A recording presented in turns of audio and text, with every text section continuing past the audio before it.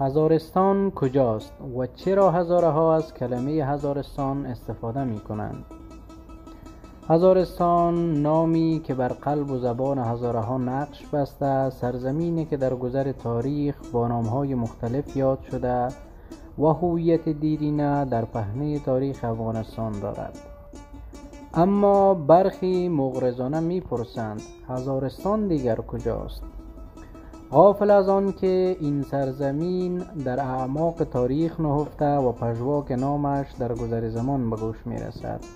هزاره ها مردم با فرهنگ غنی و تاریخ پرفراز و نشیب زمان بر سرزمین پهناور به نام غرجستان حکومت می‌راندند. غرجستان که در مسیر تاریخ و ستم حاکمان نام و قدرت خود را از دست داد، به هزارجات مشهور شد. اما نسل نوین هزاره با دلیری و هوشیاری اصالت و هویت خود را باز یافته و نام هزارستان را به عنوان نمادی از یگانگی و همبستگی برگزیده است. چرا هزارستان؟ هزاره ها ریشه در این خاک دارند. هزاره ها از دیر باز در این سرزمین زندگی می کردند و هویت خود را با آن پیوند زدند. غرجستان نامی که در تاریخ گم شد. غرجستان نام کهن این سرزمین در گذر زمان به فراموشی سپرده شد. هزارستان احیای هویت دیرینه است.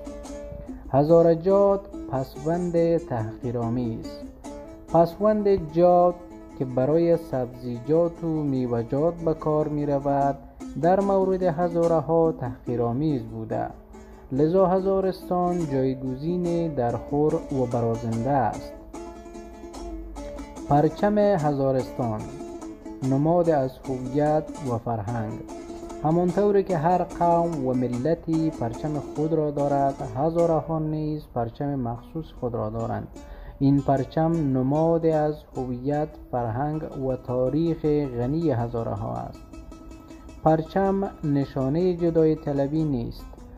پرچم هزارستان هیچ ارتباط با جدایی طلبی یا تجزیه افغانستان ندارد. این پرچم تنها برای حفظ و پاسداشت هویت هزاره ها به اهتزاز در می آید.